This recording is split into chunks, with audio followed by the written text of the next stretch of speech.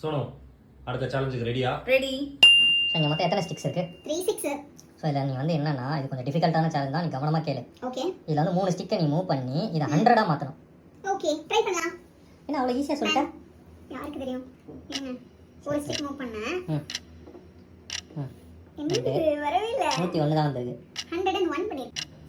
ஒரு Roman letter 100 பண்ணுமா? Roman letter 100ல என்ன வரும்னு கூட எனக்கு தெரியாதே.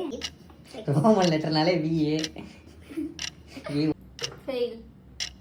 இது ஒரு ஸ்டிக்கு. ஓகே 3 ஸ்டிக் தான மூவ் பண்ணோம். 2 3. என்னது இது? இது 100ஆ? எந்த ஊர்ல சார் இது 100?